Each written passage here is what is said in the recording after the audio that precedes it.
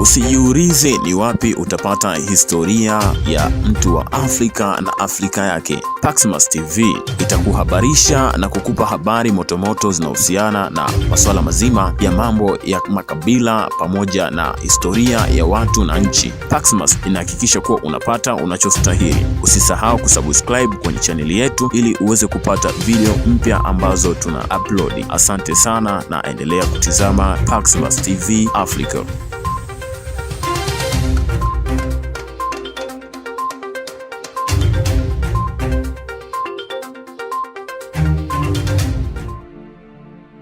Bara la Afrika limejaliwa kuwa na mila na desturi nyingi ambazo zinafahamika na zingine ambazo hazifahamiki kwa ulimwengu mzima. Nyingi kati ya mila hizo ambazo hazifahamiki zinapatikana katika sehemu za ndani sana zisizofikika kirahisi. Zifuatazo ni mila na desturi 5 ambazo si za kawaida zinazofanywa na baadhi ya makabila barani Afrika. Kuiba mke kwenye ngoma za usiku. Mila hii inatekelezwa na kabila ndogo la Odabe linalopatikana kati ya kaskazini mwa Nigeria, kusini mwa nchi ya Cameroon, magharibi mwa Afrika kati na kusini mwa Chadi, ambapo wakati wa sherehe za kimila jamii hiyo hujumuika katika ngoma za usiku, na katika usiku huo wanaume wanaruhusiwa kuiba mwanamke yoyote na kwenda kustarehe naye hadi asubuhi bila kujali mwanamke huyo ameolewa ama la, isipokuwa mwanamke mwenyewe akikataa. Mila ya pili ni kupima ulejali wa bwana harusi. Tamaduni hii inapatikana nchini Uganda kwenye kabila la Banyankole, ambapo shangazi wa bibi harusi mtarajiwa hushiriki tendo la ndoa na bwana harusi ili kupima ulijali wake kabla ndoa kufungwa. Makabila mengine nchini humo hulazimika kusikiliza dirishani wakati bwana harusi na bibi harusi wakishiriki tendo la ndoa. Mila namba 3.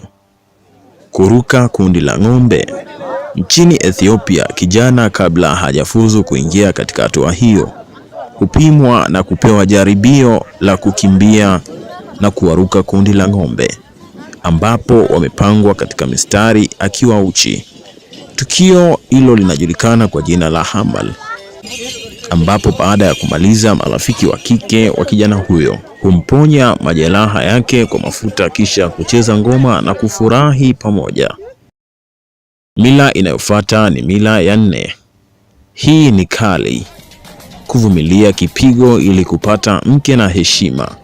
Kwenye jamii fulani nchini Benini, wanaume ambao wanahitaji kuanzisha familia hawana budi kuvumilia kipigo kutoka kwa wazee wa jamii hiyo. Endapo upande wa mwanamke atachagua utaratibu huo unaojulikana kama sharo, endapo mwanaume atashindwa kuvumilia kipigo hicho, basi taratibu za harusi hiyo zitavunjwa na inakuwa aibu kubwa sana kwake na familia yake. Mila ambayo ni ya 5 kabisa ni sherehe za mazishi.